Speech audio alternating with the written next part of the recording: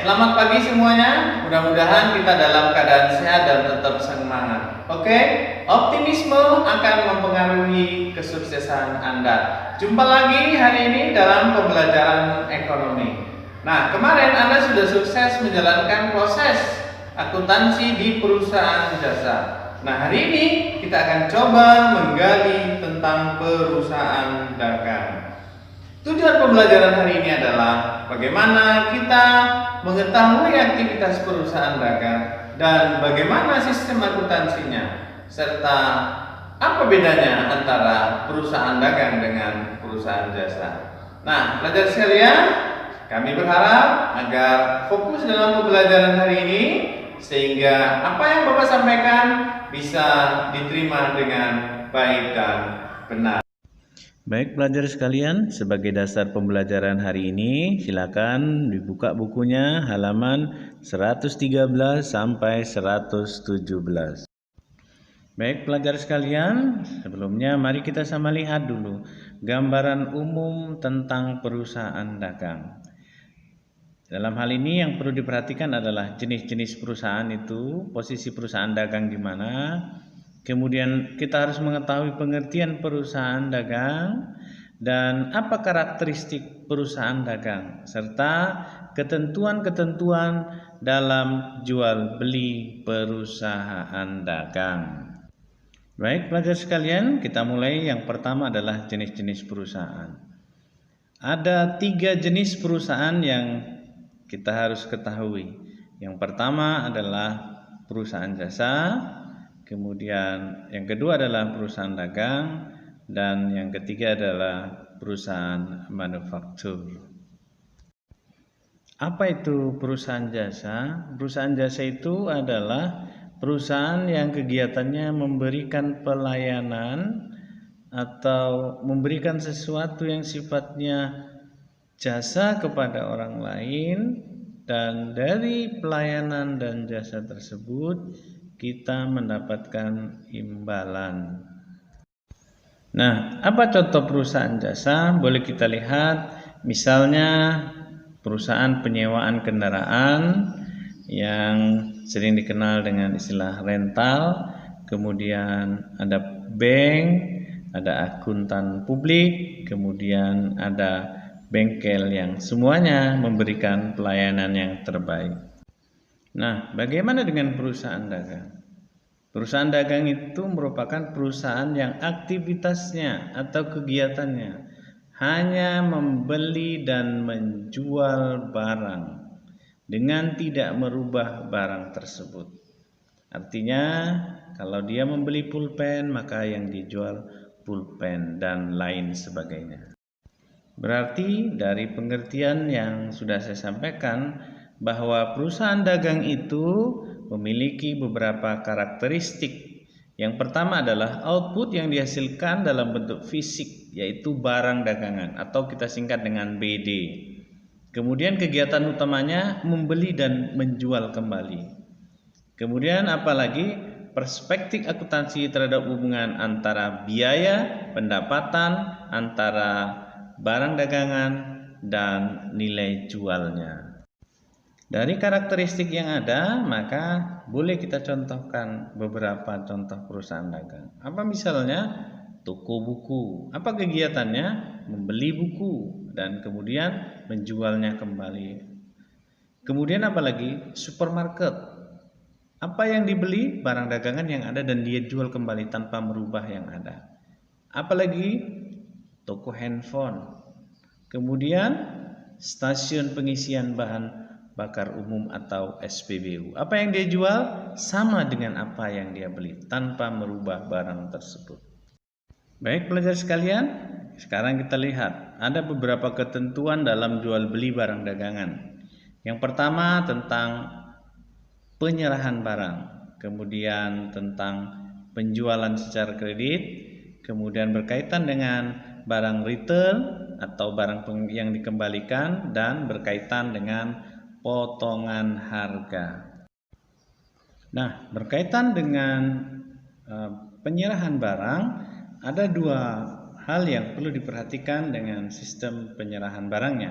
Yang pertama dengan model free on board shipping point.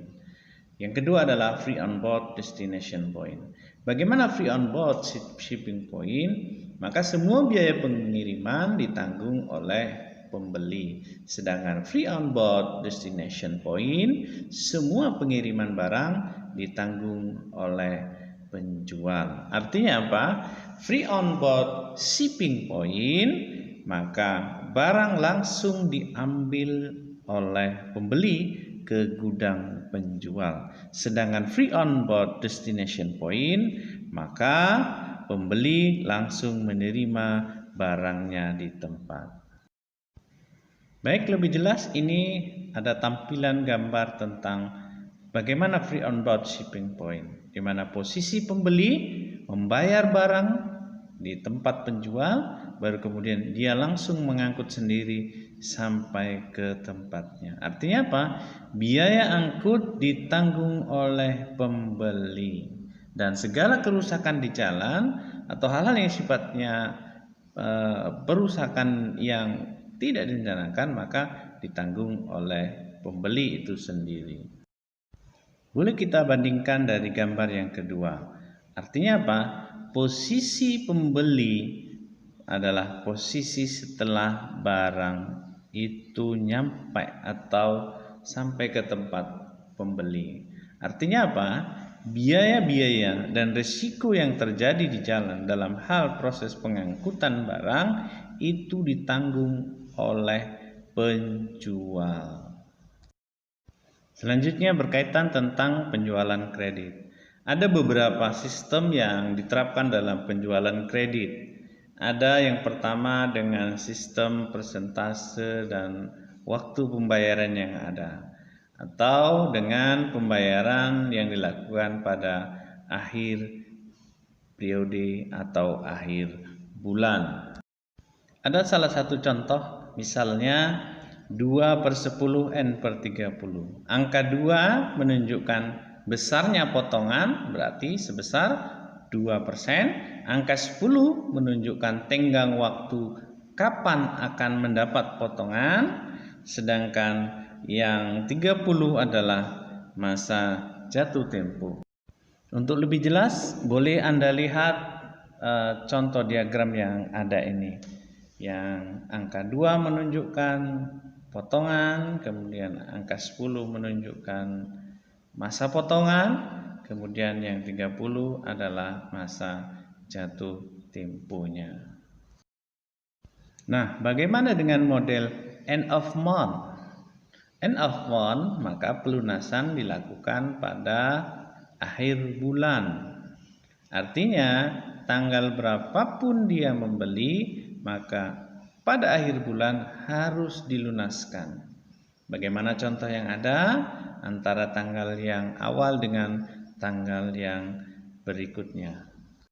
Berarti dapat kita lihat yang tanggal 3 tenggang waktunya pelunasan 28 hari, sedangkan yang tanggal 23 tenggang waktunya 8 hari. Artinya apa? Kapanpun dia melakukan transaksi, dia harus melakukan pembayaran pada akhir bulan. Nah, yang berkaitan dengan ketentuan return atau pengurangan harga tentu disesuaikan dengan barang dagangan yang diterima sesuai dengan pesanan, dan pengurangan harga yang diterima yang tidak sesuai dengan pembeli dan pengembalian barang yang ada. Artinya apa?